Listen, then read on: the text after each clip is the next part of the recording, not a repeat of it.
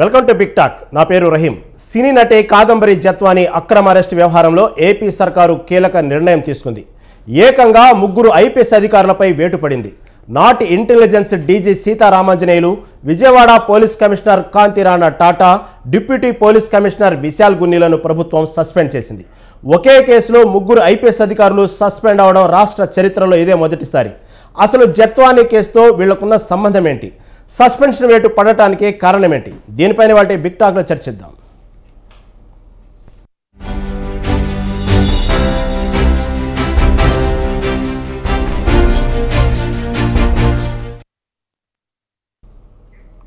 సినీ నటి కాదంబరి జత్వాని కేసు రాష్ట్రమంతా ఇప్పుడు ఇది హాట్ టాపిక్ అయింది. ఎందుకంటే 3 ఐపీఎస్ అధికారులు సస్పెండ్ అవ్వడం ఇది రాష్ట్ర చరిత్రలో మొదటిసారి. అసలు ఐపీఎస్ అధికారులు వాళ్ళ అధికారాన్ని దుర్వినియోగం చేసి ఒక సినీ నటి అరెస్ట్ చేసే వ్యవహారంలో ఇంత దూరం ఎందుకు వచ్చింది? అసలు వీళ్ళ పాత్ర ఏమిటి? వీళ్ళ వెనకున్నది ఎవరు? ఈ విషయం గురించి వాటి బిగ్ టాక్లో చర్చిద్దాం. ముందుగా ఈ బిగ్ టాక్లో తాటికాయల జయరాం గారు మనతో పాటు ఉన్నారు. జయరాం గారు నమస్తే అండి. తర్వాత ఎస్ రావు గారు, టీడీపీ రాష్ట్ర అధికార ప్రతినిధి. నమస్తే. తర్వాత పాదయాత్ర వెంకటేశ్వర రెడ్డి గారు, వైసీపీ రాష్ట్ర అధికార ప్రతినిధి. నమస్తే అండి. అదేవిధంగా సుజాత కాజా గారు, జనసేన వీర మహిళ. అదేవిధంగా ముప్పాళ్ల సుబ్బారావు గారు, అడ్వకేట్. ముందుగా జయరాం గారు నమస్తే అండి. నమస్తే అండి. జయరాం గారు, ఏపీలో 3 అధికారులపై సస్పెన్షన్ వేటు పడింది. అసలు ఈ ఐఏఎస్ ఐపీఎస్ ఉన్నత స్థానంలో ఉన్నటువంటి అధికారులు ఈ ప్రభుత్వాలు మారినప్పుడల్లా నిజంగానే బలిపశువులు అవుతున్నారా, లేకపోతే వాళ్ళు అధికార దుర్వినియోగం చేస్తున్నారంటే ఏమంటారు? మీకు ప్యానెల్లో ఉన్న మిత్రులకు, స్వతంత్ర న్యూస్ వీక్షకులకు, యాజమాన్యానికి నమస్కారాలండి. నమస్తే. నమస్తే.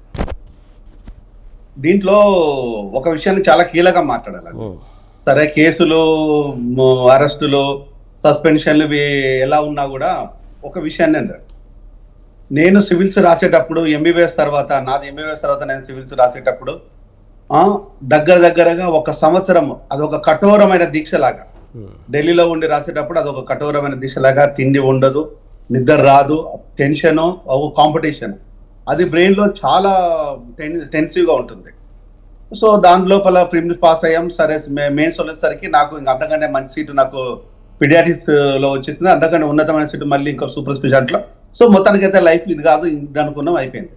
కానీ సివిల్స్ రాసేటప్పుడు ఉండే బాధలేందో, నరకానేందో నేను కళ్ళారా చూస్తాను. అంత పవిత్రమైన ప్లేస్ లో ఉండి అంత అత్యున్నతమైన చదువుకుంటే తప్ప అంతటి పవిత్రమైన ప్లేస్ కు రాము అనేది ఒక నమ్మకం నాకు. ఎందుకంటే నాలాంటి వాళ్ళు, నేను కానీ నాలాంటి వాళ్ళు అనేక మంది ఇది రాసిన వాళ్ళకు ఆ బాధ ఏందో తెలుసు, ఆ టెన్షన్ ఏందో తెలుసు, అంతటి ఉన్నతమైన స్థితిలోకి రావడానికి ఎంత కష్టపడాలో తెలుసు. కానీ ఈరోజు ఒక అమ్మాయి విషయం లోపల ఒక ఇండస్ట్రియలిస్ట్ ఫేవర్ కోసము ఒక అమ్మాయి జీవితాన్ని 3 ఐపీఎస్ అధికారులు ఈరోజు తార్చడము, దిగజార్చడము, వ్యక్తిగతంగా నైతికంగా వీళ్ళు దిగజారటము, ఇది చాలా విచిత్రంగా ఉంది, చాలా అసహ్యంగా కూడా ఉంది. ఇంకో రామాంజనేయుల విషయానికి వస్తే, రామాంజనేయుల మీద అమ్మాయిల ఆరోపణలు ఇది మొదటిది కాదు. ఇంతకు ముందు తను విజయవాడ కమిషనర్ గా ఉన్నప్పుడు తన మీద ఒక డాక్టరు, ఒక లేడీ డాక్టరు సేమ్ కంప్లైంట్ ఇచ్చింది. అదే విజయవాడ కమిషనర్ అప్పుడు మరొక స్త్రీ కూడా తన మీద అలాంటి కంప్లైంట్ తన మీద వచ్చింది. రామాంజనేయులు బుద్ధి మారుతుందేమో అని చాలా మంది అనుకున్నారు. తన బుద్ధి మారకపోను ఈరోజు ఇంకొంచెం దిగజారిన తనానికి గురైండు. విశాల్ గున్ని కావచ్చు, రతన్ టాటా కావచ్చు, ఎవడైనా పర్వాలేదు. ఈరోజు ఐపీఎస్ లాగానే అహంకారంతో ఇంకొక ఐపీఎస్ ఒకడున్నాడు. వాడు వచ్చేసి ఒక అమ్మాయిని ఏకంగా వాడుకొని పెళ్లి చేసుకొని తను పూర్తిగా తన జీవితాన్ని నాశనం చేసి డైవర్స్ ఇచ్చేసి బెదిరింపులకు గురి చేసిండు. డైవర్స్ కూడా ఇవ్వలేదు. నేను వదిలేస్తున్నానని చెప్పిండు. ఏమైనా ఆధారాలు ఉంటే చూసుకుందా. తనకు సస్పెన్షన్ ఆర్డర్ వచ్చేసింది. తనను మళ్ళీ కొంతమంది అధికారులు, ఇదే వైఎస్ జగన్ గవర్నమెంట్ లో కొంతమంది అధికారులు తనకు వంతపాడి రోజా తన వెనకాల ఉండి మేము రెడ్డి అనే ఒక కుల అహంకారంతో దుర్మార్గంతో ఒక మాదిగా అమ్మాయిని మోసం చేసిన మరొకడు. అంటే ఈరోజు ఇవన్నీ చెప్పుకుంటూ పోతూ ఉంటే ఒక ఆడపిల్ల జీవితం అనేది ఈరోజు వీళ్ళకు ఒక ఆట బొమ్మ. సింపుల్ గా మనం ఎవరినైనా వాడుకోవచ్చు, ఎలాగైనా చేయొచ్చు, ఇంకా వీలవుతే కేసులు పెట్టవచ్చు, బెదిరించవచ్చు అనేది ఒక దారుణ దుర్మార్గమైన చర్య ఇది. అంటే ఒక ఇండస్ట్రియలిస్ట్ అండి దీనికి ఇది అనగనగా ఒక అమ్మాయి ముగ్గురు ఐపీఎస్ లో ఇంకొక ఇండస్ట్రియలిస్ట్. ఈ ఇండస్ట్రియలిస్ట్ కు దగ్గర సంబంధాలు అప్పటి వైఎస్ రాజశేఖర రెడ్డి గారికి ఉన్నాయన్న విషయాన్ని ఆయనే ఒక మీటింగ్ లో ఉంటే అది ఇప్పుడు హల్చల్ అవుతుంది. అదే జయరాం గారు, ఇక్కడ ప్రధానంగా చూసుకుంటే ఈ ఐఏఎస్ ఐపీఎస్లు అనేవి అంత ఆషామాషిగా చదివి రారండి. ఆ ర్యాంకులు కొట్టాలంటే మీకు తెలియదు కాదు, ఎంతో కష్టపడాలి, దానికి ఎంతో కాంపిటీషన్లో వస్తుంటారు. వాళ్ళకంటూ ఆ పదవి తీసుకునే టైంలో కానివ్వండి, వాళ్ళు ఐఏఎస్ ఐపీఎస్లు తీసుకున్న ప్రమాణం చేసేటువంటి ప్రమాణం కానివ్వండి, ఇన్ని ఉన్నప్పటికీ కూడా ఎందుకు ఈ రాజకీయ ఒత్తిళ్లకు తలెగ్గుతున్నారు? ఎందుకు రాజశేఖర హయాంలో తీసుకుంటే శ్రీలక్ష్మి కానివ్వండి, ఇటు వైసీపీ వచ్చిన తర్వాత చంద్రబాబు నాయుడు సమయంలో చేసినటువంటి వెంకటేశ్వర్లని ఆయన్ని 5 ఏళ్లు నిర్బంధించి 40 రోజుల ముందు ఆయనకు పదవి ఇచ్చేది, రిటైర్మెంట్ ఇచ్చారు. ఇలా ఎందుకు వాళ్ళు నిజంగానే వాళ్ళు అధికార దుర్వినియోగం చేస్తున్నారా, లేకపోతే ఓవర్ చేస్తున్నారా, అధికారానికి మించిన పనులు చేస్తున్నారా, లేకపోతే ఈ రాజకీయ నాయకులు తొత్తుల్లో ఈ విధంగా చేస్తున్నారంటే ఏమంటారు అసలు? ఇది బానిసలండి. కొంతమంది ఐఏఎస్లు ఐపీఎస్లు బానిసలు. ఈ వర్డ్ని ఎందుకు ఉపయోగిస్తున్నానంటే అక్షరాల మన కళ్ళ ముందున్న ఎవిడెన్స్, నా కళ్ళ ముందు కాదు మన అందరి కళ్ళ ముందు ఈరోజు ప్రపంచం ముందున్న ఎవిడెన్స్ ఒకటొచ్చేసి సాక్షాత్తు సిద్దిపేట కలెక్టర్ గా ఉండి సాక్షాత్తు కవిత కాళ్ళ మీద పడి మోకరిల్లు తొట్టాడు. దానికి ప్రతిఫలంగా ఎమ్మెల్సీ టికెట్, దానికి ప్రతిఫలంగా విపరీతమైన రియల్ ఎస్టేట్ దందా చేయటం, దాని ప్రతిఫలంగా భూ కబ్జాలు చేసుకుంటూ రావటం. శ్రీలక్ష్మి దానికి తనకు ప్రతిఫలంగా తను చేసింది ఏంది, తను కోల్పోయినది ఎంతో కానీ పొందింది అంతకంటే 100 రెట్లు ఎక్కువ ఉంది అనుకోవాలన్నా ఇప్పుడు. అంటే వీళ్ళకు వ్యక్తిత్వము ఐఏఎస్లను కూడా కోల్పోతున్నారు అంటే అంతకంటే ఎక్కువ ఉంటున్నప్పుడే కదా. అంతకంటే 100 రెట్లు ఎక్కువ ఉన్నట్టు అమ్ముడుపోయారా మీరు? అంటే దీన్ని శ్రీలక్ష్మిని తీసుకోండి, ఇక్కడ వెంకటరామరెడ్డిని తీసుకోండి, ఇప్పుడు జరుగుతున్న ఈ ముగ్గురు తీసుకోండి, రామాంజనేయులు విశాల్ గున్ని రతన్ టాటా వీళ్ళని తీసుకోండి. ఇట్లా అనేక మంది, వీళ్ళు మొదలు కాదు, వీళ్ళు చివరి కాదు, ఇట్లా అనేక మంది. మీకు అప్పటి రాజకీయ పార్టీలు అందామా, అప్పటి ప్రభుత్వాలు అందామా? రాజకీయ పార్టీలకు ఇంత దారుణంగా ఎవరు దిగజారనుకుంటే ప్రభుత్వాల ఎదుట అయ్యా బాంచన్ దొర అని వీళ్ళ కాళ్ళ మీద పడేసి అది ఆడపిల్లల జీవితాలను పనంగా పెట్టి ఒక ఆడపిల్ల జీవితం, ఇదే వీళ్ళ చెల్లెలు, ఇదే వీళ్ళ అక్కనో, ఇదే వీళ్ళ కుటుంబ సభ్యురాలో, ఇదే వీళ్ళ కుటుంబంలో ఒక్కరు అయితే ఇలానే చేస్తారా? వీళ్ళ కుటుంబ సభ్యురాలు అయితే ఒక లేడీ, ఆమె సినిమా తారే కావచ్చు లేకపోతే ఎవరైనా కావచ్చు, కానీ ఆమె వీళ్ళ కుటుంబ సభ్యురాలే అయితే వీళ్ళు ఇలానే చేస్తారా? దానికి అధికారులతో పాటు అప్పటి ప్రభుత్వం ఏ ప్రోత్సాహం లేకుండా, నేను అప్పటి ఇండస్ట్రీలో ఆ ఇండస్ట్రీలకు ప్రభుత్వ అధినేతకు దగ్గర సంబంధాలు, అంటే ఈ సంబంధాలన్నిటినీ మీరు పదిలపరచుకోవడం కోసము, భద్రపరచుకోవడం కోసం, మీ పెట్టుబడుల కోసము ఒక ఆడపిల్ల జీవితం కావాల్సి వచ్చిందా? ఆమె ముంబై లోపల కేసు పెట్టింది, అక్కడ ఎఫ్ఐఆర్ అయింది, అక్కడ కాంప్రమైజ్ కాలేదు, ఎఫ్ఐఆర్ కాలేదు. ఎఫ్ఐఆర్ కాకపోతే కోర్టుకు వెళ్ళింది, కోర్టు లోపల ఆమె మళ్ళీ ప్రైవేట్ కేసు చేసుకుంది, కోర్టు ద్వారా ఎఫ్ఐఆర్ చేయించుకుంది. ఎఫ్ఐఆర్ చేసుకున్న తర్వాత అక్కడ కాంప్రమైజ్ కాలేదు, కాంప్రమైజ్ కాకపోతే వెరసి వచ్చి ఏపీ లోపల ఆమె మీద భూదందా అనేది సిగ్గుండదు. ఓకే మాట్లాడదాం జయరాం గారు, దాని అసలు పూర్వపరాలేంది, ఎందుకు ఇంత దూరం వచ్చిందనే విషయం ముందు మాట్లాడదామండి. వెంకటేశ్వర రెడ్డి గారు చెప్పండి, రాజశేఖర్ హయాంలో ఉన్నప్పటికీ ఆ హయాంలో ఆ అధికారం మాటలు వినేసి శ్రీలక్ష్మి అనేటువంటి ఒక ఐఏఎస్ మహిళ, ఇప్పుడు చూస్తే ముగ్గురు ఐపీఎస్ అధికారులు, ఈ విధంగా ఒకళ్ళ తర్వాత ఒకళ్ళు అధికారంలో ఉన్నప్పుడు ఈ విధంగా అధికారులు బలవటం వెనక మీ పార్టీ ఎలా సమర్థించుకుంటుంది? ముందుగా స్వతంత్ర టీవీ యాజమాన్యానికి, మీకు, స్వతంత్ర టీవీ వీక్షకులకి, ప్యానెల్లో ఉన్న పెద్దలకి, రాష్ట్ర ప్రజలకి శుభ సాయంత్రం. ఇప్పుడు శ్రీలక్ష్మి విషయం మనం చూసాం. గతంలో శ్రీలక్ష్మి మీద అన్యాయంగా అక్రమంగా ఆరోపణలు చేస్తే తీరా నిర్దోషిగా విడుదలైంది. విడుదలై నిర్దోషిగా కోర్టు తీర్పిచ్చి విడుదలైన తర్వాత కూడా ఆమెని ఆరోపించడం అనేది అది కోర్టు తీర్పునే మనం కించపరచడం కింద లెక్క. గతంలో ఐఏఎస్లు గత ప్రభుత్వంలో చంద్రబాబు నాయుడు ఎప్పుడు వచ్చినా సరే, చంద్రబాబు నాయుడు గారు ఎప్పుడు అధికారంలోకి వచ్చినా సరే తన మాట వినని ఐఏఎస్ల మీద, ఐపీఎస్ల మీద కక్ష సాధింపు చర్యగా కేసులు పెట్టడం, సస్పెండ్ చేయడం, కోర్టులకు అప్పచెప్పడం, ఆ కోర్టులకు అప్పచెప్పిన తర్వాత మళ్ళీ వాళ్ళు నిర్దోషిగా విడుదలైన తర్వాత మళ్ళీ ఖర్చుకోవటం, ఇది చంద్రబాబు నాయుడు గారికి ఇప్పుడున్న ప్రభుత్వానికి పరిపాటి అయిపోయింది. ఇప్పుడున్న ఐపీఎస్ కూడా అల్టిమేట్ గా ఏం జరుగుతుంది? కేసు కడతారు, కోర్టుకి అప్పచెప్తారు, సస్పెండ్ చేస్తారు, వీళ్ళ మీద కూడా విచారణ జరుపుతారు. విచారణ జరిపి వీళ్ళు నిర్దోషులుగా నిరూపితమైనప్పుడు అప్పుడు ప్రభుత్వం దీన్ని కక్ష సాధింపు చర్య అనుకోవాలా, అది ఏమనుకోవాలి? అంటే ముందుగానే మీరు చెప్పేస్తున్నారు, జడ్జి చర్య అనుకోవాలి, ఏమనుకోవాలి? ముందుగానే మీరు తీర్పు ఇచ్చేస్తున్నారు వెంకటేశ్వర రెడ్డి గారు. ముందుగారు ఇలా చెప్పానా వెంకటేశ్వర రెడ్డి గారు? ప్లీజ్ వినండి. మీరు ముందుగానే ఏం జరిగింది కూడా ముందుగానే మీరు తీర్పు చేస్తున్నారు. బహుశా టీడీపీ వాళ్ళు చెప్పినట్టుగానే వీళ్ళు ముందుగానే ఇంకా నేను 20 ఏళ్ళు అధికారంలో ఉంటాను జగన్ అని వాళ్ళకి భరోసా ఇచ్చి వాళ్ళ చేత అవినీతి కార్యక్రమాలు చేయించాడు. తర్వాత ఒకవేళ బయటపడితే ఏం చేయాలో అనేది కూడా ప్లాన్ చెప్పారు. వాళ్ళకి జీవితం మొత్తం సెటిల్మెంట్ అయ్యే విధంగా 100 కోట్లు ఆఫర్ ఇచ్చాడు. అవన్నీ చెప్పినట్టు వాస్తవల్లా మీరు ముందుగానే జడ్జిమెంట్ ఇస్తున్నారు, మహా అయితే ఏమైంది అది ఇదని. నేనేమంటున్నానంటే పదే ఇలా ఐపీఎస్లు ఈ విధంగా బలవటానికి, రాజకీయ నాయకులకు సంబంధించి బలవటానికి కారణాలేంది? పర్టికులర్గా మీ పార్టీ నాయకుల మీద ఈ నింద రావడానికి ప్రధానంగా మీ పార్టీ ప్రోద్బలంతోనే జరిగింది కాబట్టి దాన్ని ఎలా సమర్థించుకుంటానని చెప్తే మీరు ముందుగానే ఏం జరిగిందో చెప్పేస్తున్నారు. మాట్లాడిస్తారా వెంకటేశ్వర రెడ్డి? Comment continue. ఇంకేమైనా ఉన్నాయా మీ ప్రశ్న? ఏం లేదు, కంటిన్యూ అవ్వండి. ఇప్పుడు నేనేమంటానంటే ప్రభుత్వం పరిపాలనలోకి వచ్చి అధికారంలోకి వచ్చిన తర్వాత వాళ్ళు చర్యలు తీసుకోవడం అనేది సర్వసాధారణ విషయం. అయితే గతంలో చంద్రబాబు నాయుడు గారు చర్యలు తీసుకొని సస్పెండ్ చేసి కేసులు పెట్టినప్పుడు చెంప దెబ్బ పెట్టుగా ఆ శ్రీలక్ష్మి నిర్దోషిగా విడుదలైంది. దాన్ని బట్టి గత ప్రభుత్వం తప్పుడు కేసు పెట్టిందనే కదా గత ఐఏఎస్లు ఐపీఎస్లు నిర్దోషులుగా కోర్టులో విడుదలయ్యారంటే వాళ్ళు పెట్టిన కేసులు తప్పుడు కేసులనే కదా.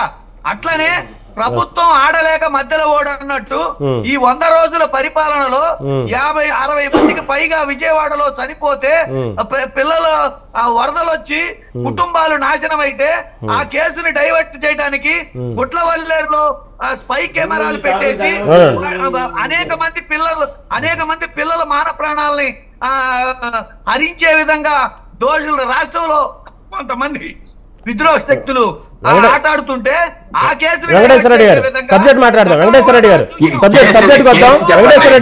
వెంకటేశ్వర ప్లీజ్ సబ్జెక్ట్ వద్దాం.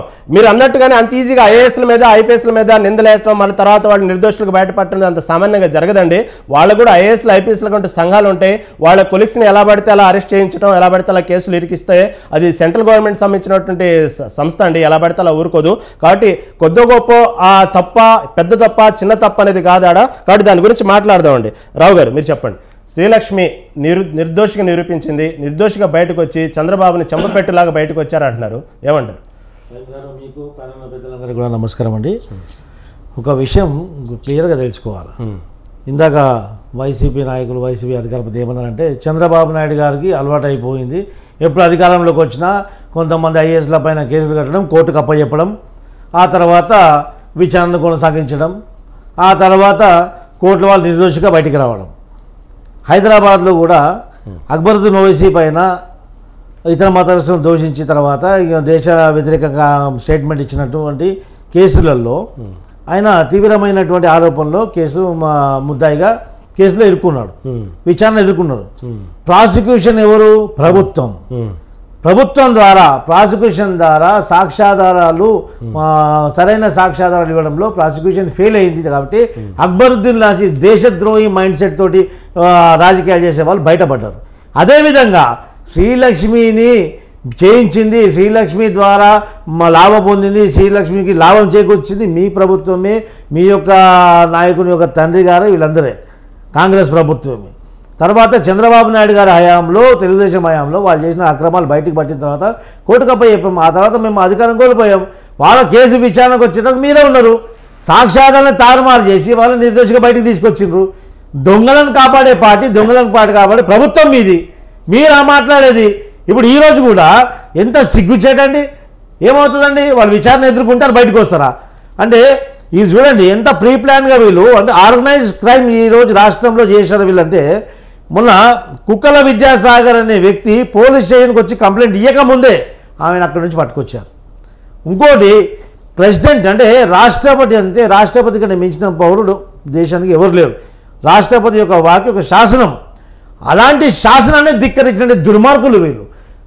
ఒక ఎస్ఐ దుర్గాదేవి అనే ఎస్ఐ ఒక మెడికల్ డిపార్ట్మెంట్ ఒక ప్రభుత్వ ఉద్యోగి పైన సాక్ష్యాధారం లేకుండా అన్యాయంగా కేసులు పెడితే ఆ యొక్క కంప్లైంట్ అనేది రాష్ట్రపతి ద్వారా రాష్ట్రపతి గారికి చేరింది.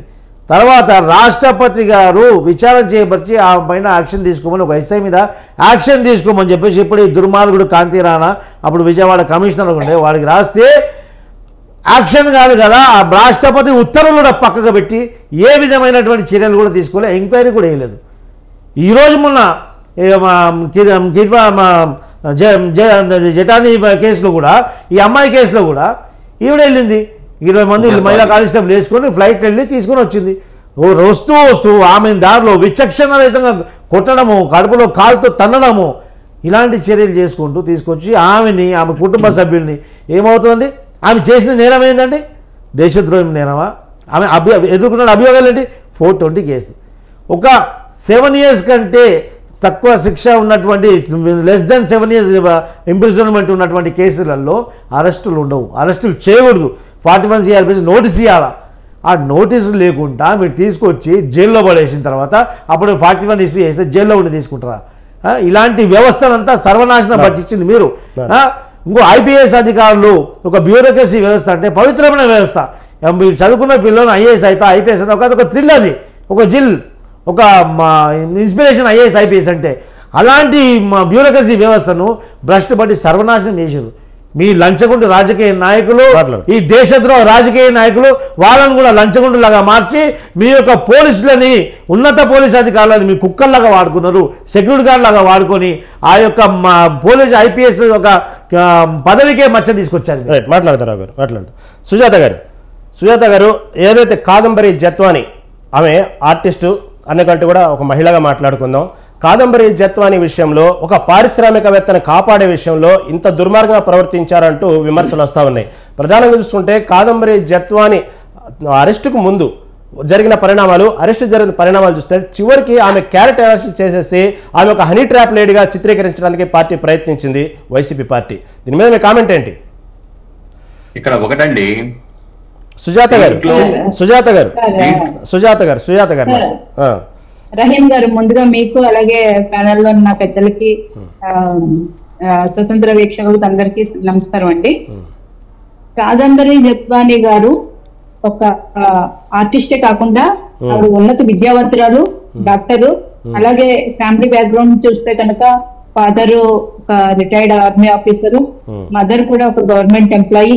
ఇంత కుటుంబ నేపథ్యం ఉన్న మహిళకి ఈ రోజు ఆంధ్రప్రదేశ్ రాష్ట్రంలో ఎలాగా ఈ IPS ఆఫీసర్లు కానీ ఈ ప్రభుత్వంలో ఉన్న పెద్దలు కానీ తీసుకుని వచ్చి ఆవిడని వేధించిన తీరు, అలాగే ఆవిడని నిర్బంధించిన తీరు, ఆవిడ మీద దొంగ కేసులు పెట్టిన తీరు చూస్తే కనుక సామాన్యులకి, ఒక సామాన్య మహిళల పరిస్థితి ఏంటన్నది ప్రతి ఒక్కరికి ఒక ప్రశ్నార్థకం అయిపోయింది సార్. అంటే అధికారాలని అడ్డం పెట్టుకుని అసలు ఏమాత్రం భయం లేకుండా, అసలు వీళ్ళకి ఏమన్నా మరి సెపరేట్ రూల్ ఆఫ్ లా ఉంటుందో తెలియదు, వీళ్ళకి కొత్త రాజ్యాంగం నడిపించారో తెలియదు, ఎవరి అండ చూసుకుని ఎవరి వెనక సపోర్ట్ చూసుకుని వీళ్ళు ఇలా చెలరేగిపోయారు అన్నది మనం అందరం ఒకసారి మాట్లాడుకోవాల్సిన అవసరం ఉంది సార్. అంటే సుజాత గారు, వైసీపీ పార్టీ ఏ మీడియా సమావేశం పెట్టినప్పటికీ కూడా ఎక్కడైతే కాదంబరి జత్వాని విషయం బయటకు వచ్చిన తర్వాత ఎక్కడ ఆమె పట్ల మాట్లాడే తీరు, ఆమె పట్ల మాట్లాడే వ్యంగ్యమైన వ్యవహారం, ఆ తీరు చూస్తూ ఉంటే నిజంగానే జత్వాని వాళ్ళ మీద అభియోగం మోపినందుకు అలా ప్రవర్తిస్తున్నారో తెలీదు, లేకపోతే ఆ కాదంబరి జత్వాని ఒక ఆర్టిస్ట్గా, ఒక చీఫ్గా, ఆమె డిగ్రేడ్ క్యారెక్టర్గా మాట్లాడుతూ అలా చాలా సందర్భాలు చూసాం. కానీ జత్వాని ఎక్కడ కూడా పోరాట పట్యం అనేది తగ్గలేదు. చివరికి ఇబ్రహీంపట్నం దాకా వచ్చి పోలీస్ స్టేషన్ కేసు పెట్టే విషయంలో, ప్రతి విషయంలో చూసుకుంటే ఆమెకు జరిగిన అన్యాయాన్ని పెద్ద పెద్ద ఆఫీసర్లతో పోటీ పడుతూ పెట్టింది. ఇది నిజంగానే రాజకీయ కోణం అంటారా? నిజంగానే ఒక మహిళ ధీటుగా నిలబడింది అంటారా? సరే, ఒక అమ్మాయి నాకు బయటకు వచ్చి నాకు అన్యాయం జరిగిందని చెప్పితే సాక్షి పత్రిక కానీ అందులో ఉన్న కొంతమంది జర్నలిస్టులు కానీ అలాగే వైసీపీకి సంబంధించిన నాయకులు కానీ వాళ్ళు మాట్లాడిన తీరు ఎంత దుర్మార్గంగా ఉందంటే సార్, ఆమె క్యారెక్టర్ గురించి మాట్లాడతారు, క్యారెక్టర్ అసాసినేషన్ చేస్తారు. అంటే మీరు ఎవరయ్యా? ఒక లేడీ క్యారెక్టర్ గురించి మీరు అలా స్టేట్మెంట్లు ఎలా ఇచ్చేస్తారు? మీరు ఎలా డిసైడ్ చేసేస్తారు? నాకు అన్యాయం జరిగిందని ఒక మహిళ వస్తే మీరు అలా ఎలా మాట్లాడేస్తారు? ఇది ఏమంటారు, తను బ్లాక్ మెయిల్ చేసిందంటారు, హనీ ట్రాప్ చేసిందంటారు, తన క్యారెక్టర్ లెస్ అంటారు. మీరు ఎట్లా మాట్లాడతారు? ఒక అమ్మాయి గురించి మాట్లాడడం మీకు ఏ రైట్స్ ఉన్నాయి? అట్లా మీరు ఏ రూల్స్ ఫాలో అయ్యి ఎలా మాట్లాడుతున్నారు? వీళ్ళని కూడా మీరు ఈ రోజు వాళ్ళ మీద కూడా కేసులు నమోదు చేయాలి కదండి. ఈ రోజు మీరు ఇంత భయపెట్టేస్తారా? ఒక సామాన్య మహిళల పరిస్థితి ఏంటి? వాళ్ళకి ఏదైనా జరిగితే బయటకు వచ్చి కేసు పెట్టే పరిస్థితులు కానీ ఆ వాతావరణం కానీ మీరు కల్పిస్తున్నారా? ఇంత భయపెడతారా ఒక మహిళల్ని? అలాగే సార్, ఈ కేసులో ఇన్వాల్వ్ అయిన 3 ఐపీఎస్ ఆఫీసర్లు ఎవరైతే ఉన్నారో, ఒకే కేసులో ఇంతమంది ఐపీఎస్ ఆఫీసర్లు సస్పెండ్ అవడం అన్నది అసలు ఏపీలోనే కాదు సార్, దేశం మొత్తం మీద ఒక సంచలనం, ఒక రికార్డ్ అనుకోవచ్చు. వెనక ప్రభుత్వంలో ఉన్న ఎవరి ధైర్యం చూసి వీళ్ళు ఇలా చేశారో, అలాగే ఇంతకు ముందు ప్యానెల్లో మిత్రులు చెప్పినట్టు పిఎస్ఆర్ ఆంజనేయులు గారి మీద గోదావరి కన్నులో ఆయన వర్క్ చేసినప్పుడు ఆయన మీద అనేక రకమైన లైంగిక ఆరోపణలు కేసులు ఉన్నాయి సార్. అనేక కేసులు, ఎంతో మంది మహిళలు బయటకు వచ్చి ఆయన మీద కేసులు పెట్టిన పరిస్థితి 2011లో.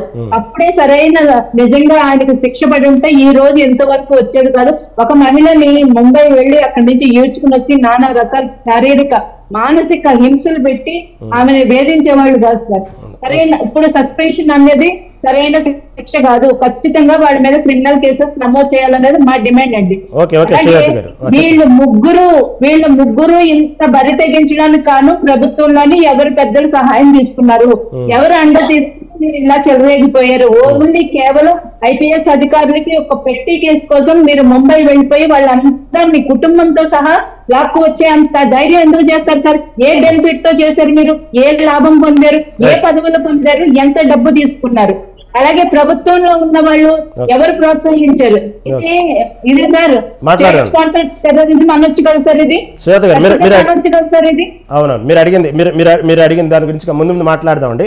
దానికి సంబంధించినటువంటి ఇంకొక విషయం, 2 విషయాలు చెప్పాలి నేను. మళ్ళీ మీకు అవకాశం ఇస్తాను, మాట్లాడదాం, అప్పుడు మాట్లాడదామండి. సుబ్బారావు గారు నమస్తే అండి. ముగ్గురు ఐపీఎస్ అధికారుల వేటు విషయానికి వచ్చినప్పటికీ ఈ వేట అనేది ఓన్లీ సస్పెండ్ గానే కొనసాగిద్దా? ముందు దీని మీద క్రైమ్ కేసులు కూడా నమోదు అవుతాయి అంటున్నారు. ఇంకా కొంతమంది అప్రూవల్ గా మారే సందర్భం కనబడుతున్నాయి. ఈ కేసు ఎటు మలుపు తిరిగిద్దంటే ఏమంటారు? ఇక్కడ ఒకటండి, జిత్వానీని రెకీ కండక్ట్ చేసి ఒక అంతర్జాతీయ తీవ్రవాదిలాగా ఇక్కడి నుంచి ఫ్లైట్ లో వెళ్ళిపోయి ఫిర్యాదు ఇవ్వకుండానే 2వ తారీఖు ఫిర్యాదు ఇస్తే 1వ తారీఖు ఫ్లైట్ లో వెళ్ళిపోయిన సంఘటనలు ఇవన్నీ చూస్తే దీంట్లో ఒక మాఫియా సెటిల్మెంట్ ఆనాడు ఉన్నటువంటి అధికార పార్టీ పోలీసులు కలిసి జిందాలకు చేశారనేది స్పష్టంగా కనపడతా ఉంది. అంతేకాకుండా ఆమెను అరెస్ట్ దగ్గర నుంచి, చర్చి వారెంట్ దగ్గర నుంచి చట్టబద్ధమైన అన్ని అంశాలను ఉల్లంఘించి ఆమె యొక్క ప్రాథమిక హక్కుల్ని హరించి వేశారు, రాజ్యాంగ హక్కుల్ని. అంతేకాకుండా ఇక్కడికి తీసుకొచ్చిన తర్వాత కూడా నిర్దేశించిన సమయంలో న్యాయస్థానంలో పెట్టలా, ఆమె దగ్గర స్వాధీనం చేసుకుని ఏ వస్తువులు న్యాయస్థానంలో పెట్టలా, పోలీసు కస్టడీకి తీసుకొని రాత్రి 12 గంటల వరకు ఆ విచారణతో సంబంధం లేని కాకినాడలో డిఎస్పీగా పనిచేస్తున్న హనుమంతరావు అనే అతను తీసుకొచ్చేసి ఆయన అయితే వేధింపుల్లో ఎక్స్పర్ట్ అని చెప్పేసి రాత్రి 12 గంటల వరకు తీసుకెళ్లి వేధించారు. ఆమెకి మెన్సెస్ అయితే ప్యాడ్స్ కూడా ఇవ్వలేదని ఆమె చెప్పిన ఆవేదన చూసిన తర్వాత వీళ్ళ క్రూరత్వం ఎంతో అర్థమైపోయింది. అంతేకాకుండా అసలు ఇక్కడ చాలా స్పష్టమండి, ఏదైతే జత్వాని చాలా స్పష్టంగా చెప్పింది, ఈ రాష్ట్ర ప్రజలకు కూడా తెలియాలి. ఆమె చెప్పింది ఏంటంటే, మేము మహారాష్ట్రలో ముంబైకి 2020లో వచ్చాము, వాళ్ళు చెప్పినటువంటి ఫేక్ డాక్యుమెంట్ 2018లో తయారు చేయిందన్నారు. మరి మేమున్న ముంబై అడ్రస్ 2020లోది 2018లో వీళ్ళకి ఎలా వచ్చింది? కాబట్టి ఇది పోలీసులు అక్కడ ఉన్నటువంటి వాళ్ళంతా కలిసి కుట్రతో చేశారని చెప్తున్నారు. పాపం వెంకటరెడ్డి గారు చాలా బాధతో చెప్తూ ఉన్నాడు, చంద్రబాబు నాయుడు ఇదంతా చేస్తాడని చెప్పేసని. అయా కుక్కల విద్యాసాగర్ ఎవరు? 2014లో మీరు వైఎస్ఆర్సీపీ తరఫున ఎమ్మెల్యే సీట్ ఇచ్చారు. ఆయన ఎఫిడవిట్ లో ఆయన మీద 17 క్రిమినల్ కేసులు ఉన్నాయని ఆయన రాసుకున్నాడు. ఆయన చేత కంప్లైంట్ ఇప్పిస్తారా? మరి ఆయన యొక్క భూమిని వేరే వాళ్ళు వచ్చేసి వీళ్ళు ఇంటికి వచ్చాక పాపం జత్వాని బాంబే నుంచి కుక్కల విద్యాసాగర్ ఇంటికి వచ్చి గేట్ దగ్గర నుంచి నువ్వు డబ్బులు ఇస్తావా ఇవ్వా లేకపోతే నిన్ను బదనామం చేస్తావని అంటారా? సాధ్యమేనా? ఆ రోజు అధికార బలం, అంగబలం, ధనబలం నీకుంటే ఒక మహిళ వచ్చి నీ ఇంటి ముందు గొడవ చేస్తా. ఇవన్నీ కూడా ఒక కుట్రపూరితంగా జరిగి జిందాల్ యొక్క అక్కడ 164 స్టేట్మెంట్ ముంబైలో నమోదు చేయాలి. హైకోర్టు వెళ్ళి ఆదేశాలు తెచ్చుకుంది. 164 స్టేట్మెంట్ నమోదు కాకుండా చేయడానికి జిందాల్ వచ్చి ఇక్కడ ఉన్నటువంటి జగన్మోహన్ రెడ్డితో ఉన్న సంబంధాలను పెట్టుకొని ఏ రాష్ట్రంలో నాకు అనుకూలంగా చేస్తారని చూసుకొని ఈ రాష్ట్రానికి వచ్చి పడ్డాడు.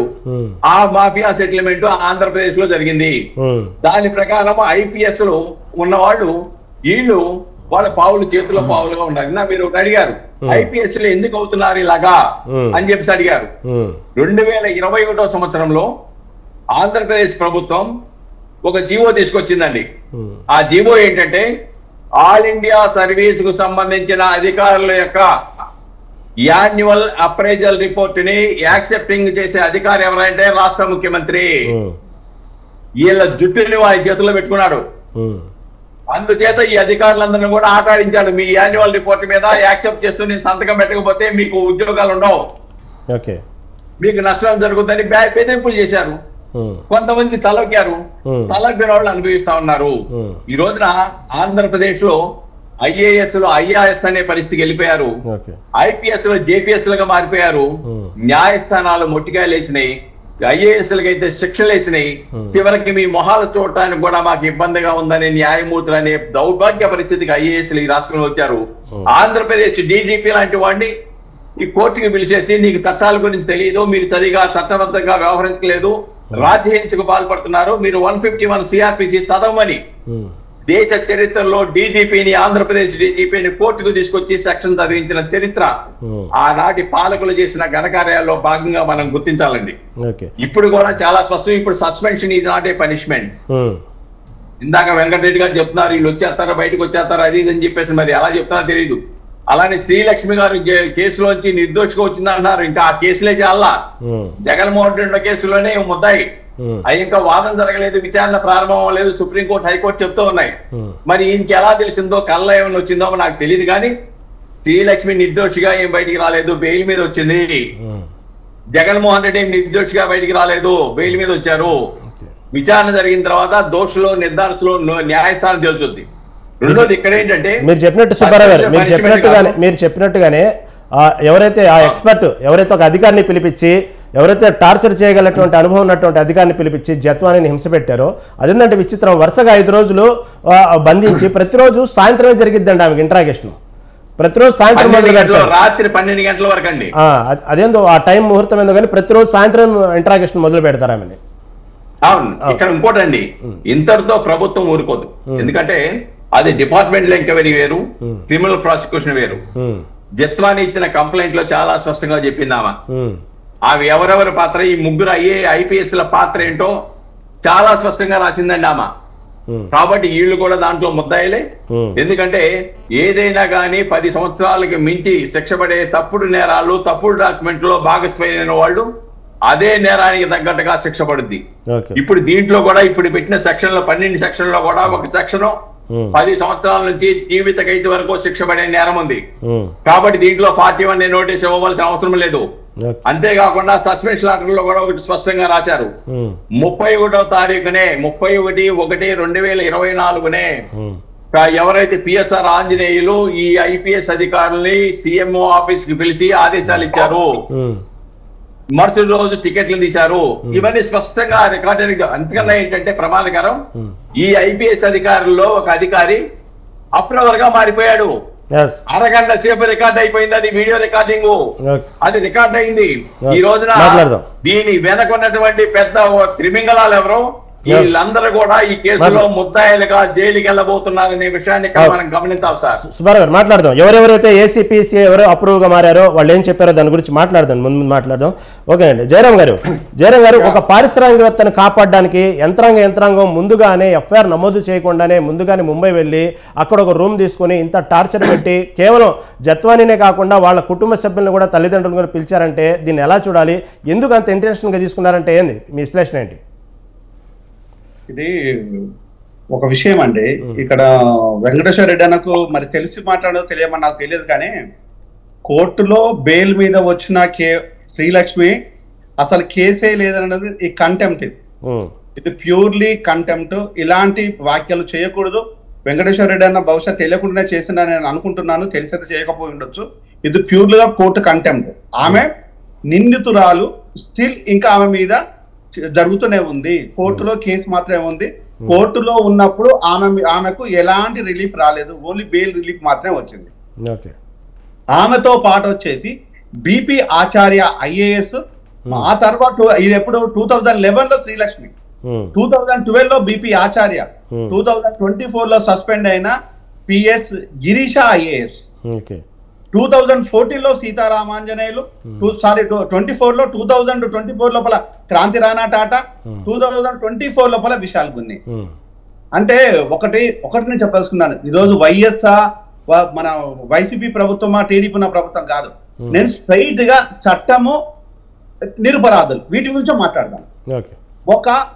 ఒక చట్టాన్ని ఆశ్రయించాల్సిన ఒక స్త్రీని ఏ విధంగా పట్టుకురావాలి, ఏ విధంగా అరెస్ట్ చేయాలి, ఆమెకు ఇక్కడ స్టేట్ తోని ఎలాంటి సంబంధాలు లేకుండా, ఎలాంటి లావాదేవీలు లేకుండా, ఎలాంటి ట్రాన్సాక్షన్ జరగకుండా, ఇక్కడ ఎవడో ఒకడు తలకు మాసిన ఎదవా ఒక్కడు ఒక 420 చేత మీరు కేసు పెట్టించేసి, మంచోడు ఎవడు ఇలాంటి కేసులు పెట్టారు, ఓ ఎవడో ఎదవ కావాలో ఓ ఎదవని తీసుకొచ్చి పెట్టించేసిండు.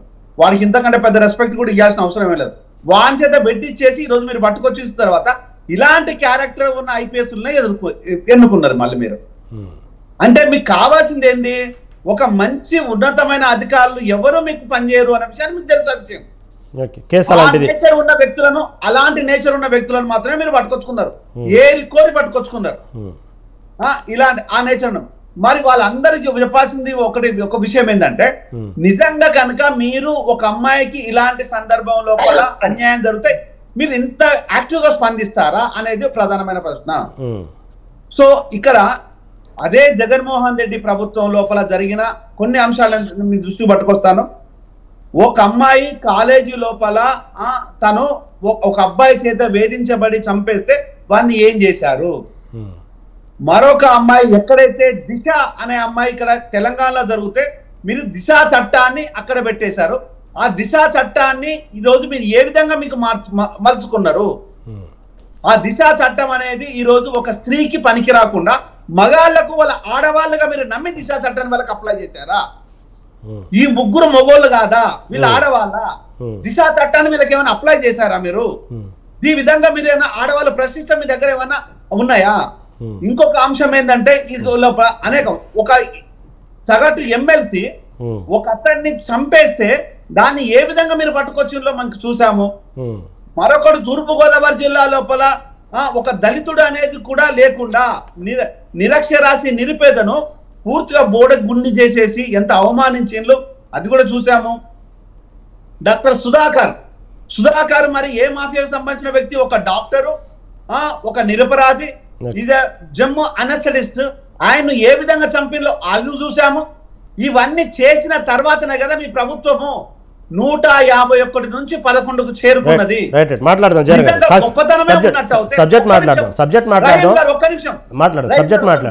నిజంగా కనుక మీ ప్రభుత్వం గొప్పతనమే ఉన్నట్టు అవుతే మీరు మళ్ళీ ప్రభుత్వానికి వచ్చేవాళ్ళు కదా. ఇంత దారుణంగా అంటే జనాలు చీ కొట్టినా కూడా ఇంకా చీకొట్టి మమ్మల్ని కొట్టలేదు, మా వెనకాల ఉన్న ఏదో షాడ ఉంది దాన్ని కొడితే మేము చేయలేమని చెప్పి సిగ్గు లేకుండా ప్రభుత్వంలో ఉండే కొంతమంది పెద్దలు వ్యవహరించిన తీరు చూస్తే ఎందుకుతున్నావురా బతుకుతున్నాం అనిపిస్తుంది ఈ రోజు. అంటే ఈ రోజు ఏ చేసిన దుర్మార్గం చేసినా ఆ దుర్మార్గాన్ని కప్పిపుచ్చుకోవడానికి, కవర్ చేసుకోవడానికి నీతి మాలిన చేష్టలు మాట్లాడుతూ ఉంటే ఇంకొక ఆడపిల్లకు న్యాయం ఎక్కడ జరుగుతుంటది. మనం చట్టాలు ఎందుకు చేయాలి? చట్టబద్ధమైన రాజ్యాంగ పదవిలో ఉండేసి కాన్స్టిట్యూషన్ ఇంతకంటే అగౌరవపరచడం కాదా? ఇంతకంటే అన్యాయం చేసినట్టు కాదా? స్త్రీ పట్ల మనం చేసిన ద్రోహం కాదా? నిజంగా కనుక ఒకవేళ కనుక ఆమె నిజంగా కనుక మీరు అనుకున్నట్టయితే దానికి సంబంధించిన ఏ ఒక్క ఎవిడెన్స్ మీ దగ్గర ఉంది? ఒక్కటంటే ఒక్కటి ఈ రోజు వైసీపీ ప్రభుత్వం చూపించగలదా? మీరు చెప్పినట్టుగానే కుక్కల విద్యాసాగర్ ఎవరైతే ఉన్నారో ఆ వ్యక్తి ఈమెతో ఫైనాన్షియల్ ట్రాన్సాక్షన్స్ జరిపినట్టు, ఆమె దాన్ని బ్లాక్మెయిల్ చేసినట్టు, హనీ ట్రాప్ చేసినట్టు రకరకాల చెప్పారు. కానీ ఈ రోజు వరకు ఫోన్ రికార్డింగ్లో కానీ ఆమెతో ఫైనాన్షియల్ ట్రాన్సాక్షన్స్ ఉన్నట్టు కానీ ఈ రోజు వరకు చూపించలేకపోయారు. నిజమే, దాని గురించి మాట్లాడదామండి. వెంకటేశ్వర రెడ్డి గారు, సరే ఇవి పార్టీ అభియోగాల ఇవన్నీ పక్కన పెట్టండి, ఒక చిన్న లాజిక్ ఆలోచించండి. అతను కుక్కల విద్యాసాగర్ కేసు పెట్టక ముందే ఎఫ్ఐఆర్ ఎందుకు నమోదైంది? ఎందుకు టికెట్ బుక్ చేసుకున్నారు? ఎఫ్ఐఆర్ నమోదుకు ముందే టికెట్ ఎందుకు బుక్ చేసుకున్నారు? ముంబైకి ఎందుకు వెళ్ళారు? ముంబైకి వెళ్ళిన ఒక్క రోజులోనే హడావుడిగా ఆమెను వాళ్ళ ఫ్యామిలీ మొత్తాన్ని తల్లిదండ్రులు తీసుకొచ్చేంత దేశద్రోహం కేసా ఇది? దీన్ని అంటే ఏ విధంగా చెప్తారు అసలు? అంతేనండి, ఏం లేదు, మీరు చెప్పొచ్చు ఇక. ఎందుకంటే ప్యానెల్లోని ప్రభుత్వ కూటమి తరపున సభ్యులు చాలా మంది ఉన్నారు. లేదు, ఓన్లీ జత్వాని అండి. జత్వాని విషయంలో ఐపీఎస్ అధికారులు జరిగిన తీరు గురించే మాట్లాడుతున్నాం. ఇక్కడ ఏ పార్టీ కాదు. ప్రశ్న జవాబు చెప్పండి, డిబేట్ కాకుండా. ఇక్కడ లేకపోతే జవాబు లేదని చెప్పండి. ఇక్కడ అభియోగం మోపింది జగన్ మీదనో చంద్రబాబు మీదనో కాదు, ముగ్గురు ఐపీఎస్ అధికారులు సస్పెండ్ అయిన విషయం మీద మాట్లాడుతున్నాం, జత్వాని మీద మాట్లాడుతున్నాం. నిజంగానే జత్వానిని ఎందుకు అంత హడావుడిగా తీసుకొచ్చారు? నిజంగా దేశద్రోహం కేసా? ఎందుకు ఆమె ఫైనాన్షియల్ ట్రాన్సాక్షన్స్ అన్ని ఎందుకు క్యాన్సిల్ చేశారు? దీని గురించే మాట్లాడుతున్నాం. చెప్పండి శ్రీనివాసరెడ్డి గారు. రహీం గారు, ఇంకొక ఇది సివిల్ నేచర్ ఉన్న కేసు అండి ఇది. ఓకే, రైట్, చెప్పండి. దిస్ ఇస్ సివిల్ నేచర్ ఉన్న కేసు ఇది. ఓకే, చెప్పండి. కేసులలో పోలీసులు ఇన్వాల్వ్ కాకూడదు, ఓన్లీ కోర్టు మాత్రమే చూడాలి దీన్ని. ఓకే, ఇది ఇది ఇది చాలా ఇంపార్టెంట్ విషయం. చెప్పండి, ఇంకా చెప్పండి, మీరు ఎక్స్ప్లెయిన్ చేయండి దాని గురించి. చెప్పండి. మళ్ళీ ఎందుకు ఐపీఎస్ స్థాయి అధికారి ఎందుకు వెళ్ళారు ముంబై? ముందుగానే ఎందుకు వెళ్ళారు? మొత్తం ఎందుకు సెర్చ్ చేశారు? అసలు చెప్పండి శ్రీనివాసరెడ్డి, వెంకటేశ్వర రెడ్డి గారు. ఇప్పుడు కూటమి ప్రభుత్వం వచ్చి అధికారంలోకి వచ్చి జత్వానీ కేసు టేకప్ చేసి కేసు కట్టి విచారణ జరుపుతుంది. ప్రభుత్వం తన చర్యలు తను తీసుకుంటుంది. తీసుకున్న తర్వాత దీన్ని జ్యుడిషియరీ వ్యవస్థకి పంపించి కోర్టుకు పంపించి కోర్టులో న్యాయ విచారణ జరుగుతుంది. న్యాయ విచారణలో దోషులుగా తేలితే వాళ్ళ మీద కోర్టు శిక్షలు విధిస్తుంది. దానికి ప్రాసెస్ గోయింగ్ అండర్ ప్రాసెస్. ఇక్కడ ప్రభుత్వం తీసుకునే చర్యలకి ఎవరు అడ్డం వచ్చారు? ఏమి అడ్డం వచ్చినాయి? ఏమి అడ్డంకులు అడ్డం వచ్చినాయి? అడ్డంకులు ఏమి రాలేదు కదా. ఎవరు అడ్డంకులుగా దీని చర్య తీసుకోవట్లేదు కదా. ఇక్కడ విషయం ఏంటంటే క్లియర్ కట్ గా ఇప్పుడు ఎంతో ఆవేదన చెందిన తాటికాయలు జయరాం గారు ఒక మహిళల గురించి, వెనుకబడిన వర్గాల గురించి మొదటి నుంచి ఆయన ఎంతో ఆవేదన చెందుతూ పోరాటం చేస్తూ ఉంటారు. నేను అదే కన్సర్న్, అదే పోరాటం ముచ్చుమరిలో జరిగిన బాలిక మీద ఎందుకు చూపించట్లేదు? గుడ్లవల్లేరులో జరిగిన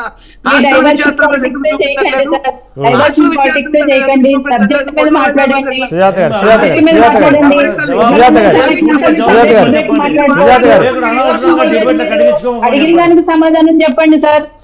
ఎందుకు చేస్తారు?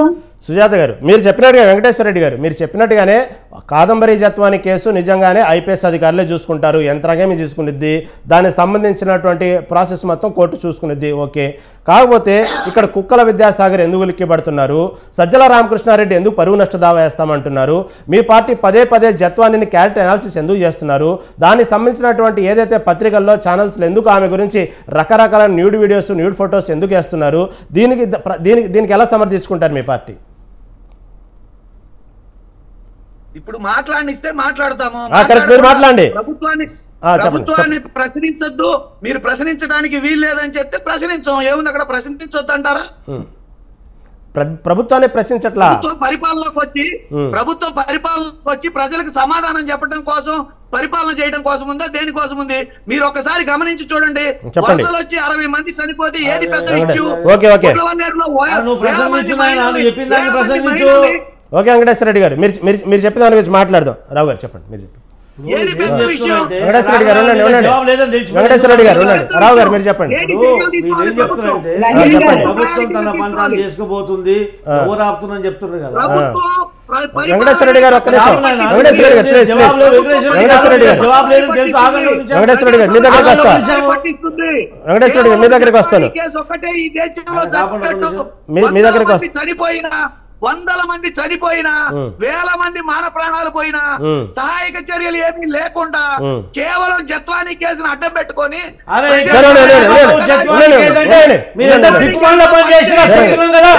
శేషరావు గారు మీరు చెప్పండి చేత కాదు ఏం మాట్లాడుతున్నారు రావు గారు మీరు ఉండండి, మీరు ఎందుకు డైవర్ట్ చేస్తున్నారు. మీరు రావు గారు మీరు ఎందుకు కూల్ చర్యలు తీసుకుంటే ఎవరు వద్దన్నారు? శ్రీనివాసరెడ్డి గారు, సరే వెంకటేశ్వర రెడ్డి గారు మీరే చెప్పండి. సరే జిందాల్ మన రాష్ట్రంలో ఎందుకు వచ్చారు, ఎందుకు జగన్ని కలిశారు, ఎందుకు జిందాల్ వ్యవహారంలోనే కేసు పెట్టిన తర్వాతనే ఎందుకు సంబంధించిన ఐపీఎస్ అధికారులు ఎందుకు ఇంత ఇన్వాల్వ్ అయ్యారంటే మీరు చెప్పింది ఒక జత్వాని చుట్టూ తిరగట్లే ఈ మ్యాటరు. దీని వెనక ఐపీఎస్ అధికారులు పెద్ద పెద్ద పారిశ్రామికవేత్తలు అనే విషయం మొత్తం కోణం తిరుగుతుంది. మీరు ఎంతసేపటికి జత్వానిది ఏముంది, ఒక జూనియర్ ఆర్టిస్ట్ అనే లెక్కలోనే మీ పార్టీ బిహేవ్ చేస్తుంది. కానీ దీని వెనక యంత్రాంగం మొత్తం నడుస్తుంది, యంత్రాంగం మొత్తాన్ని బయటకు తీస్తుంది. దీని మీద ఈ రోజున 3 ఐపీఎస్ అధికారులు సస్పెండ్ అవ్వడం చిన్న మాట కాదు. ఇప్పటికి ఆల్రెడీ ఒక ఏసీపీ ఒక సీఏ అప్రూవల్గా మారారు. దీని గురించి ఎంతో ఉంది. మీకు ముందు చాలా విషయాలు ఇంకా బయటపడే ఆస్కారం ఉంది. ఎందుకు మీరు టాపిక్ డైవర్ట్ చేస్తున్నారు? ఎక్కడెక్కడో దీని గురించి మాట్లాడుతున్నారు. వెంకటేశ్వర రెడ్డి ఉండండి, ఒక్క నిమిషం ఉండండి. యేసరావు గారు మీరు చెప్పండి. రహీం గారు, ఇది ఎట్లుందంటే దొంగ దొరికేంత వరకు రాజు దొరికినాక దొంగ, ఈ విధంగా ఉంది ఇప్పుడు ఇలా కథ. ఎట్లుందంటే ఏం చెప్తున్నారు, సిగ్గు లేకుండా చెప్తున్నారు. విచారణ జరుగుతుంటే అధికారులు విచారణ చేస్తారు,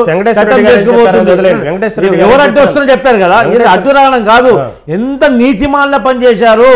ఆంధ్రప్రదేశ్ రాష్ట్రంలో డెమోక్రటిక్ నామ్స్ బుల్డోజ్ అయ్యాయి. ఇది క్లియర్గా ఉదాహరణ. ఇది ఏ కేసు ఒకటి మీరు దిశా చట్టం చేశారు. Actually civil in nature, Jayaram గారు చెప్పినట్టు ఇది సివిల్ ఇన్ నేచర్ కేసు. ఇది ఈ సివిల్ కేసులో దీనికి ఏమైంది సంబంధము? ఇంకొకటి, ఒక ఐపీఎస్ అధికారులు, పోలీసులు, ఉన్నతాధికారులు జగన్మోహన్ రెడ్డికి ఆ సకల శాఖ మంత్రిగా ఉన్నటువంటి అప్పుడు సజ్జలకి ఏ విధంగా అయితే పోలీస్ కుక్కల్లాగా మారారో వీళ్ళు పనిచేశారు, ఇది తెలుస్తుంది. 3 దుర్మార్గులు వీళ్ళు అక్కడ తీసుకెళ్ళి ఆ కుక్కల విద్యాసాగర్ అనే వ్యక్తి పోలీస్ స్టేషన్కి వచ్చి కంప్లైంట్ చేయక ముందే ఆమెను అరెస్ట్ చేశారు, ఆమె చిత్రవద చేశారు. అదే కాకుండా ఈరోజు దిక్కుమాల ఆర్టిఫిషియల్ ఇంటెలిజెన్స్ వాడేసి టెక్నాలజీ వాడి ఆమె నూడ్ వీడియోస్, ఆ ఫొటోస్ అనేది సోషల్ మీడియాలో ప్రచారం చేయడం జరుగుతుంది. ఆమె యొక్క క్యారెక్టర్ అసాసినేట్ చేసి ఆమె యొక్క నైతికతని బదనాం చేసే విధంగా వీళ్ళు కార్యక్రమాలు చేస్తున్నారు. అదే కాకుండా చూడండి, ఇప్పుడు ఈ 3 అధికారులు ఈరోజు సస్పెండ్ అయ్యారు. ఆ suspension is not at all enough. రాష్ట్ర ప్రభుత్వం ద్వారా రాష్ట్రపతికి నివేదిక అందించాలా, రెగ్యులేషన్ పెట్టాలా, ఇండియన్ పోలీస్ సర్వీస్ నుంచి ఇమ్మీడియట్లీ బర్తరఫ్ చేయాలి. ఎందుకంటే ఇండియన్ మొత్తం బ్యూరోక్రసీ వ్యవస్థను సర్వనాశనం చేశారు, భ్రష్టు పట్టించారు వీళ్ళు. ఏ విధంగా అయితే ఇప్పుడు ఏంటండి, ఆమె ఒక ఆర్మీ ఆఫీసర్ యొక్క కూతురు, ఆమె యొక్క విద్యావంతురాలు, ఎంతో అంత చెప్తారు, ఒక విద్యావంతురాలు, ఎంతో అంత రాజ్యాంగం పట్ల అవగాహన ఉన్నటువంటి మహిళని ఈ రోజు మీరు కించపరిచి చిత్రవద చేసి ఆమెను జైల్లో పాలు చేసి ఇష్టం వచ్చినట్టు ఒక మహిళ చెప్పుకోని విధంగా కూడా బయట వస్తున్నటువంటి విషయాలు ఆమె కంప్లైంట్ ఈరోజు బయట చెప్పుకుంటే, అంటే ఒక మహిళగా ఆమెకు వస్తున్నటువంటి ఇబ్బందులు చూసి కూడా మీరు అక్కడ ఆ విధమైన అందించాల్సిన సౌకర్యాలు మీరు అందించకుండా ఏ రోజు ఈ ప్రజాస్వామ్యాన్ని కూని చేశారు, ప్రజాస్వామ్యాన్ని కూని చేశారు. డెమోక్రటిక్ నామ్స్ బుల్డోజ్ అయ్యాయి. సుజాత గారు ఆమె జత్వాని ఏ విధంగా అయితే 5 రోజులు కస్టడీలో జత్వాని వెంకటేశ్వర రెడ్డి గారు మీ దగ్గర వస్తారండి. వెంకటేశ్వర రెడ్డి మీ దగ్గర వస్తారు, మీ దగ్గర మాట్లాడదాం. సుజాత గారు చెప్పండి. రహీం గారు, ఒక ఆడపిల్ల తనకు అన్యాయం జరిగిందని బయటకు వస్తే మీడియా సాక్షిగా ఇంత నిస్సిగ్గుగా అసలు సంకోచం లేకుండా మీడియా సాక్షిగా వెంకటేశ్వర రెడ్డి గారు పచ్చి అబద్ధాలు చెప్పడం నిజంగా చాలా అసహ్యంగా ఉంది సార్, నిజంగా చాలా అసహ్యంగా ఉంది. ఒక సామాన్య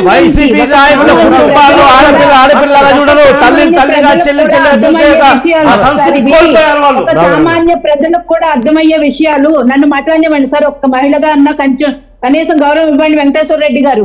మీరు ఒక మహిళని తక్కువగా చూపిస్తుంది వైసీపీ నాయకులు కానీ వైసీపీ మీడియా కానీ, మీరు దాన్ని కనీసం ఖండించకుండా మీరు కూడా మీ ఓటి పెద్దోళ్ళు కూడా ఒక మహిళ పట్ల ఇలా మాట్లాడడం చాలా అసహ్యంగా ఉంది సార్. ఇది మీరు దయచేసి మాటలు వెనక్కి మీరు డైవర్ట్ చేస్తున్నారు సార్. మీరు డైవర్ట్ చేయకండి. డైవర్షన్ పాలిటిక్స్ ని పెట్టింది పేరు వైసీపీ. మీరు మాట్లాడకండి సార్, నన్ను చెప్పనియండి, నన్ను మాట్లాడియండి సార్. వెంకటేశ్వర రెడ్డి గారు మీకు అవకాశం ఇచ్చాను. వెంకటేశ్వర రెడ్డి గారు అది మాట్లాడివ్వండి. వెంకటేశ్వర రెడ్డి గారు మాట్లాడివ్వండి. శ్రీనాథ్ గారు, రహీం గారు, చెప్పండి మీరు సార్, continue రహీం గారు, ఆ. వీళ్ళ లాజిక్ ప్రకారం తీసుకునేటట్టయితే ఆంధ్రప్రదేశ్ లో ఒక్క సివిల్ కేసు కానీ, ఒక్క చీటింగ్ కేసు కానీ, ఒక్క చెక్ బౌండ్ కేసు కానీ ఏది ఉండదండి.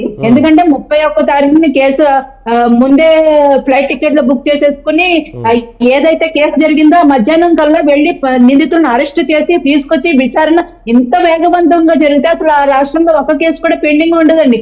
వీళ్ళు చెప్పిన దాని ప్రకారం మరి సివిల్ కేసెస్ లో కూడా ఐపీఎస్ స్థాయి అధికారులు ఎప్పటి నుంచి వెళ్ళిపోతున్నారు, ఎప్పుడు ఇంత విచారణ వేగవంతం చేస్తారో మరి మనకు అర్థం కాదండి. ఒక గుడివాడ అమర్నాథ్ అనే ఒక అబ్బాయిని నిలువున దహనం చేసేస్తే ఆ నిందితుడిని ఏ రోజు కూడా అరెస్ట్ చేసిన పాపాన్ని పోలేదు సార్. ఒక దళితుడిని చంపేసి డోర్ డెలివరీ చేస్తే ఇప్పటి వరకు శిక్షలు పడలేదు సార్. 5 లక్షల కేసు కోసం ఇంత ఫాస్ట్ గా అధికారులు ఎందుకు ప్రవర్తించారు అన్నది ఒకటి సార్. నేను ఒక్కటి కన్క్లూడ్ చేస్తానండి, కన్క్లూడ్ చేస్తారు రహీం గారు. ఒక సామాన్యులకు కూడా అర్థమయ్యే విషయం సార్. సామాన్యులు ఈ రోజు అడుగుతున్నారు, ఐపీఎస్ అధికారులు మీరు చట్టాలు లాలు అన్ని తెలిసిన సెక్షన్లు అన్ని తెలిసిన వ్యక్తులు మరి 31వ తారీఖున ఎందుకు బుక్ చేసేసుకున్నారు ముందే? అలాగే పొద్దుట 6 గంటల కల్లా ఒక 5 లక్షల కేసు కోసం ఎవరైనా కేసు ఎఫ్ఐఆర్ నమోదు చేసేసుకునే పరిస్థితులు ఉన్నాయా సార్? ఒక క్రిమినల్ కేసు, ఒక హత్య జరిగితేనే అది ఇమ్మీడియట్ గా తీసుకుంటారు, కానీ ఇంకోటి ఏదో ఉగ్రవాద చర్య జరిగితేనే తీసుకుంటారు. కానీ 6 గంటలకు పొద్దుట 6 గంటలకి ఈ 5 లక్షల కేసు ఎవరు నమోదు చేసుకున్నారు? మధ్యాహ్నం 2 ముంబై వెళ్ళిపోయి ఈ అధికారులు అంతా వెళ్ళిపోయి అక్కడ అరెస్ట్ చేసేసి కూడా తీసుకుని వచ్చే అధికారం ఎక్కడి నుంచి వచ్చిందండి? అలాగే ఆమె మీద ఆరోపణలు వస్తే ఆమె ఒక్కదాన్ని తీసుకురావాలి, కానీ వాళ్ళ కుటుంబాన్ని మొత్తాన్ని ఎలా తీసుకొచ్చారండి? తీసుకొచ్చిందే కాకుండా వారిని అనధికారికంగా వారిని ఒక ప్రైవేట్ బంగ్లాలో పెట్టి విచారించాల్సిన అవసరం ఏంటి? అది కూడా రాత్రి 12 గంటల వరకు అమ్మాయిని విచారించే అధికారం ఎవరిచ్చారు? ఇవన్నీ మీరు చట్టాలందరినీ తుంగలో తొక్కి చేసిందా కాదండి? మీరు ఎవరికి భయపడి చేశారు? మీకు ఏమి లాభం పొంది చేశారు? సీఎం ఆఫీస్కి వెళ్ళి కలిసారంటున్నారు సార్. అక్కడ ఎవరిని కలిసారు? సజ్జల గారిని కలిసారా? జగన్మోహన్ రెడ్డి గారిని కలిసారా? మరి చెప్పాలి. ఇంతమంది 3 ఐపీఎస్ అధికారులు సస్పెండ్ అయితే జగన్మోహన్ రెడ్డి గారు బయటకు వచ్చి ఎక్స్ప్లెనేషన్ ఇవ్వాలా లేదా? జగన్మోహన్ రెడ్డి గారు బయటకు వచ్చి ఎక్స్ప్లెనేషన్ ఇవ్వాలా లేదా? సజ్జల గారు బయటకు వచ్చి ఎక్స్ప్లెనేషన్ ఇవ్వాల్సిన అవసరం ఉందా లేదా? మళ్ళీ చంద్రబాబు నాయుడు గారు ఆ అధికారుల్ని ఉపయోగించుకుంటారు, వాళ్ళ మీద తప్పుడు ఆరోపణలు చేస్తున్నారంటారు. వాళ్ళు ఆల్ ఇండియా సర్వీసెస్ సార్. మనకి ఇక్కడ ఉన్న కానిస్టేబుల్ సిఐఓ ఎస్ఐఓ కాదండి. అలా ఎలా చేస్తారు అనుకుంటున్నారు సీఎం గారు? ఒక పద్ధతి ఉండాలి కదా సార్. మీరు చెప్పిన పాయింట్ వద్దాం సుబ్బారావు గారు. ఆ రోజు జత్వానితో పాటు వాళ్ళ తల్లిదండ్రులు కూడా తీసుకొచ్చారు. మళ్ళీ కేవలం ఇప్పుడు జత్వాని చుట్టూ జరుగుతుంది మ్యాటర్ అంతా. మళ్ళీ వాళ్ళ తల్లిదండ్రులు ఎందుకు తీసుకొచ్చారు, వాళ్ళ మీద ఏ కేసు నమోదు చేశారని ఇంతవరకు తెలియలేదు. అదేవిధంగా ఇప్పుడు ఎవరైతే అప్రూవర్గా మారారో, ఎవరైతే పై స్థాయి అధికారులు ఇలా చేయమంటే చేశారో వాళ్ళు చెప్పేశారు ఆల్రెడీ. దీని వెనక రాజకీయ నాయకులు హస్తం ఉంటే మళ్ళీ దీన్ని వాళ్ళు ముందుకు వస్తారా? ఇంతవరకు రాజకీయ నాయకుల పేర్లు ఎందుకు బయటకు రాలేదంటే ఏమంటారు సుబ్బారావు గారు? ఇక్కడ ఒకటండి, వెంకటరెడ్డి గారు మాట్లాడే దాంట్లో కొద్దిగా ఆయన కూడా అర్థం చేసుకోవాలి. ఎందుకంటే కుక్కల విద్యాసాగర్ మీ పార్టీ అవునా కాదా? కుక్కల విద్యాసాగర్ ఏదైతే ఫోర్జరీ డాక్యుమెంట్ క్లియర్ చేశారో దాంట్లో 2 పేర్లు ఎవరైతే 5 చెప్పండి మేము ఇచ్చాము, మాకు 5 ఎకరాలు అమ్ముతామన్నారని చెప్పేసి ఎవరైతే చెప్పారో వాళ్ళు ఇప్పుడు వెళ్ళిపోయి విద్యాసాగర్ తప్పు చేశాడు, ఏదో టెంపుల్లో దర్శనం కోసమని ఆధార్ కార్డు తీసుకెళ్లారు, మాకు జత్వాని అనే ఆమె ఎవరో తెలియదు, ఆమె కదా మాకు 5 లక్షలు మేము వాళ్ళకి 5 లక్షలు ఇవ్వటం కానీ 5 రకాల మాకు ఇస్తానని అమ్ముతామంటాం కానీ ఏమి జరగలేదు అని చెప్పారు. ఇక్కడ స్పష్టంగా వెంకటరెడ్డి గారు అర్థమైంది అనుకుంటాను. కుక్కల విద్యాసాగర్ ఎవరైతే 2014లో వైఎస్ఆర్సీపీ తరఫున ఎమ్మెల్యేగా పోటీ చేశాడో ఆయన చేసింది తప్పు అని చెప్పేసి అని. సుబ్బారావు మీరు చెప్పినట్టుగానే ఒక చిన్న మాట అండి. సుబ్బారావు గారు ఒక చిన్న మాట, మీ క్యాంప్ సుబ్బారావు గారు వెంకటేశ్వర రెడ్డి గారు ఒక్క నిమిషం. సుబ్బారావు గారు మీ క్యాంప్ రొటేట్ చేసుకోండి, స్ట్రైట్ గా పెట్టుకోండి, అడ్డంగా ఉంది. సుబ్బారావు గారు రైట్ కొంచెం యాంగిల్ మార్చండి, కొంచెం రొటేట్ రైట్ అలా పెట్టుకోండి. ఓకే కంటిన్యూ అండి, టైం లేదు, కంటిన్యూ. ఏమండి ఇంకోటి ఏంటంటే ఆల్రెడీ దీంట్లో చాలా స్పష్టంగా ఇవాళ వెలుగులోకి వచ్చినాయి. ఎవరు దుర్గాదేవి అనే ఒక పోలీస్ ఆఫీసర్ ను ఉపయోగించేసి ఆమె ద్వారా కూడా ఆమె మీద దౌర్జన్యం చేసి కడుపులో తంటే రాష్ట్రపతికి ఫిర్యాదు చేసింది. రాష్ట్రపతి ఈ సంఘటన మీద విచారణ జరపమంటే పక్కన పెట్టేశారు. అంటే వాళ్ళు వీళ్ళు అనేం లేదు, ఎవరైతే క్రూరంగా వ్యవహరిస్తారో వాళ్ళని జత్వానీ మీద వదిలేశారు. ఇది నిర్ద్వందం. ఇక్కడ డెఫినెట్ గా ఎవరైతే ముగ్గురు ఐపీఎస్ అధికారులు ఉన్నారో ముగ్గురు కూడా ముద్దాయిలే, ఇంకా కొంతమంది ముద్దాయిలు రాబోతా ఉన్నారు దీంట్లోకి. అంతేకాకుండా పాలనలో ఉన్నటువంటి వ్యక్తులు కూడా అప్రూవల్గా మారినటువంటి ఐపీఎస్ అధికారి దాని ప్రాతిపదికగా ఆనాడు పాలనలో ఉన్నటువంటి ఆయన జగన్మోహన్ రెడ్డి వస్తాడా, లేకుంటే సజ్జల రామకృష్ణారెడ్డి వస్తాడా, లేకుంటే ఇంకొకళ్ళు వస్తారో కానీ మొత్తానికి పెద్ద తిమింగళాలని కూడా ఈ కేసులోకి రాబోతున్నాయనేది వాస్తవం అండి. ఎందుకంటే ఇది జిందాల్తో జరిగిన ఒప్పందం ప్రకారం జరిగినటువంటి కుట్రపూరితమైనటువంటి చట్ట వ్యతిరేక చర్య. రైట్, సమయం లేదండి, సమయం లేదు, సుబ్బారావు గారు సమయం లేదు. లాస్ట్ గా వెంకటేశ్వర రెడ్డి గారు చివరిగా చెప్పండి, మీరేం చెప్పదలుచుకున్నారు? దీన్ని ప్రభుత్వం మీద వచ్చినటువంటి ఆ రోజుల్లో జరిగినటువంటి ప్రభుత్వ ఒత్తిడి అనేటువంటి కారణం అని చెప్తున్నాయి టీడీపీ పార్టీ. నిజంగానే ఇది అధికారులు చేసిన తప్ప, ప్రభుత్వ ఒత్తిడి చేసిన తప్ప అంటే ఏమంటారు? ఫైనల్ చెప్పండి వెంకటేశ్వర రెడ్డి గారు. ఇప్పుడు ప్రభుత్వం చర్యలు తీసుకోవాల్సిన ప్రభుత్వం ఎవరిని ప్రశ్నిస్తుంది? ఎందుకు చర్యలు తీసుకోవట్లేదు? తీసుకొని కేసు విచారణ జరుగుతుంది. వాళ్ళ ఎవరి మీద చర్యలు తీసుకోవాల్సి ఉంటే వాళ్ళ మీద చర్యలు తీసుకోమను, ఏం చర్యలు తీసుకోవాల్సి ఉంటే ఆ చర్యలు తీసుకోమను, జత్వానికి న్యాయం చేయమను. కానీ ఎవరి మీద ఆరోపణలు చేస్తారు?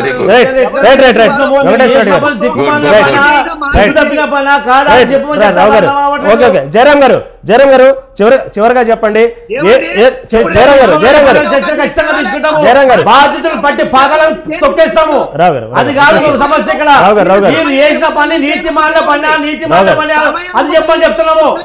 ఎంత దిక్కుమాల పని చేశారు, సిగ్గుమాల పని చేశారు, అది చెప్పని చెప్తారు. సమయం లేదు.